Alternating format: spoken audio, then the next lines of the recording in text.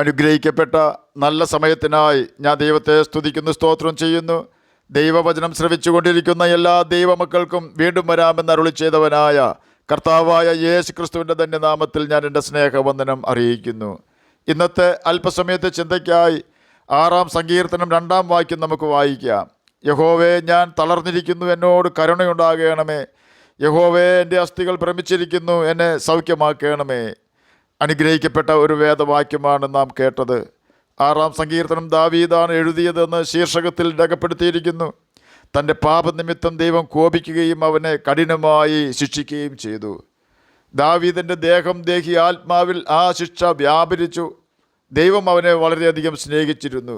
ശമൂവേലിനോട് കർത്താവ് പറയുകയാണ്, എൻ്റെ ഹിതമെല്ലാം ചെയ്യുന്ന എനിക്ക് ബോധിച്ച ഒരു പുരുഷനെ ഞാൻ കണ്ടെത്തിയിരിക്കുന്നു.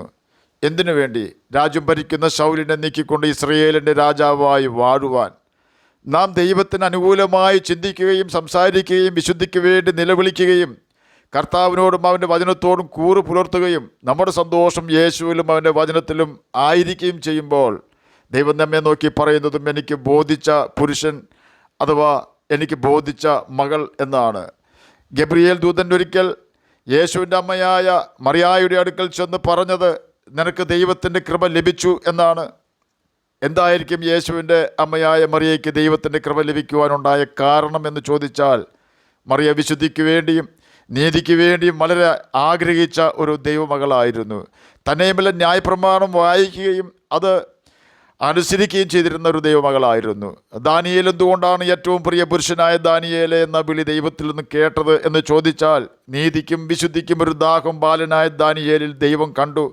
തന്നെയുമല്ല, അവനും ന്യായപ്രമാണം വായിക്കുകയും അത് പഠിക്കുകയും അത് അനുസരിക്കുകയും ചെയ്യുന്ന നല്ല ഒരു ദൈവമകനായിരുന്നു. എൻ്റെ നീതിമാൻ വിശ്വസ്തനാണെങ്കിൽ നിലനിൽക്കും, പിന്മാറുന്നുവെങ്കിൽ എൻ്റെ ഉള്ളത്തിന് അവനിൽ പ്രസാദമില്ല എന്ന് എബ്രായർക്ക് എഴുതിയ ലേഖനം 10-ാം അധ്യായം 38-ാം വാക്യത്തിൽ രേഖപ്പെടുത്തിയിരിക്കുന്നു. ദൈവത്തിൻ്റെ സ്വഭാവം ത്യജിപ്പാൻ അവന് കഴിയുകയില്ല എന്ന് നന്നായി മനസ്സിലാക്കിയൊരു ഭക്തനാണ് ദാവീദ്. കാരണം ശൗലുമായുള്ള ബന്ധത്തിൽ ദാവീദിനെ കൊല്ലുവാൻ ശ്രമിച്ച എല്ലാ ഘട്ടങ്ങളിലും ദൈവം തക്ക സമയത്ത് ദാവീദിൻ്റെ രക്ഷയ്ക്കായി എത്തിയിട്ടുണ്ട്. എന്തുകൊണ്ടാണെന്ന് ചോദിച്ചാൽ, ദാവീദ് ദൈവസന്നിധിയിൽ പാപം ചെയ്യാത്തവനായിരുന്നു.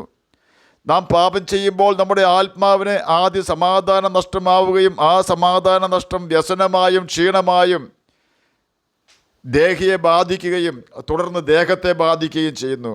സങ്കീർത്തനക്കാരൻ 6-ാം സങ്കീർത്തനം 2-ാം വാക്യത്തിൽ പറയുകയാണ്, യഹോവേ, ഞാൻ തളർന്നിരിക്കുന്നു, എന്നോട് കരുണയുണ്ടാകണമേ. യഹോവേ, എൻ്റെ അസ്ഥികൾ ഭ്രമിച്ചിരിക്കുന്നു, എന്നെ സൗഖ്യമാക്കണമേ. എത്രമാത്രം ദൈവം നമ്മെ സ്നേഹിക്കുന്നുവോ അത്രമാത്രം നമ്മുടെ തെറ്റുകൾക്ക് അവൻ ശിക്ഷ അയക്കുന്നു. നാം അവൻ്റെ വിശുദ്ധി പ്രാപിക്കുക എന്ന ലക്ഷ്യത്തോടെയാണ് അവൻ നമ്മെ ശിക്ഷിക്കുന്നത്.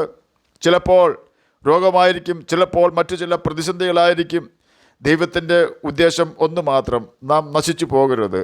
ദാവീദ് നിലവിളിക്കുകയാണ്, ദൈവത്തിൽ നിന്നും അകന്നു പോയാൽ നമ്മുടെ ജീവിതത്തിലും ചില ശോധനകൾ വന്നേക്കാം. എന്നാൽ എല്ലാ രോഗവും ദൈവത്തിൻ്റെ ശിക്ഷയാണെന്നോ രോഗം വരുന്നത് പാപമൂലമാണെന്നോ ഒന്നും ചിന്തിക്കരുത്. രോഗം വരുവാൻ അനേക സാഹചര്യങ്ങൾ ഇന്ന് ഭൂമിയിലുണ്ട്. ദൈവമക്കൾക്കും ദൈവദാസന്മാർക്കും രോഗം വരാം. ഹിസ്കിയാവിന് മരിക്കത്തക്ക രോഗം വന്നത് അവൻ്റെ പാപനിമിത്തമായിരുന്നില്ല. പിറവി കുരുടന് അവൻ കുരുടനായി പിറന്നത് അവൻ്റെയോ അവൻ്റെ മാതാപിതാക്കളുടെയോ പാപനിമിത്തമായിരുന്നില്ല എന്ന് കർത്താവായ യേശു ക്രിസ്തു തന്നെ പ്രഖ്യാപിച്ചിട്ടുണ്ട്. എങ്കിലും നാം പാപം ചെയ്താൽ ദൈവം നമ്മെ ശിക്ഷിക്കുമെന്ന അറിവ് പാപം ചെയ്യുന്നതിൽ നിന്നും നമ്മെ വിലക്കുന്നു. നമ്മുടെ പാപങ്ങൾക്ക് ദൈവം ശിക്ഷിക്കുകയും നാം നിലവിളിച്ച് നമ്മുടെ പാപങ്ങൾ ഏറ്റുപറഞ്ഞ് ഉപേക്ഷിച്ചാൽ നമ്മെ സൗഖ്യമാക്കുകയും ചെയ്യുന്നവനാണ് കർത്താവായ യേശു ക്രിസ്തു. നാം നിത്യനരകത്തിൽ വീഴരുത് എന്നതാണ് ദൈവം നമ്മുടെ തെറ്റിനെ ശിക്ഷിക്കുന്നതിന് കാരണം. നാം നശിച്ചു പോകുന്നത് നമ്മുടെ പിതാവിന് ഇഷ്ടമല്ല. കാരണം നമുക്ക് വേണ്ടി അവൻ അനുഭവിച്ച വേദനയും നിന്ദയും അത്ര വലുതാണ്. ആകയാൽ നമുക്ക് കർത്താവിൻ്റെ പാദപീഠം അണയാം. അവൻ്റെ പക്കൽ ധാരാളം വീണ്ടെടുപ്പുണ്ട്. അവൻ ധാരാളം കരുണ കാണിക്കും. തളർന്നിരിക്കുന്നവരെ താങ്ങുന്നവനാണവൻ. ചതഞ്ഞ ഓട അവൻ ഒടിച്ചു കളയുകയില്ല, പുകയുന്ന തിരി കെടുത്തിക്കളയുകയുമില്ല. അവൻ നമ്മെ സൗഖ്യമാക്കുന്ന യഹോവയാണ്. ദേഹി ആത്മാവിൽ പൂർണ്ണ സൗഖ്യവും പൂർണ്ണ വിശ്രമവും പൂർണ്ണ സമാധാനവും അവൻ നമുക്ക് തരും.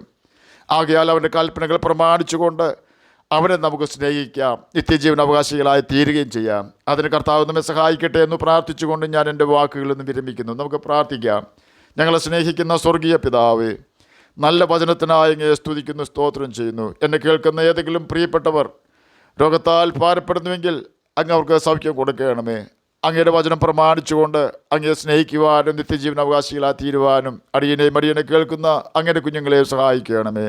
പഠിക്കുന്ന കുഞ്ഞുങ്ങൾക്ക് പഠിക്കുവാനുള്ള ബുദ്ധിയും ജ്ഞാനവും ഓർമ്മശക്തിയും കൊടുക്കണമേ. സ്വന്തമായി ഭവനമില്ലാത്തവർക്ക് സ്വന്തമായി സ്ഥലവും വീടും കൊടുത്ത് സഹായിക്കണമെന്ന് അടിയൻ പ്രാർത്ഥിക്കുന്നു. പ്രാർത്ഥന കേട്ടതിനായി സ്തോത്രം, യേശുവിൻ്റെ നാമത്തിൽ തന്നെ ആമേൻ. കർത്താവ് എല്ലാവരെയും അനുഗ്രഹിക്കട്ടെ. സ്തോത്രം.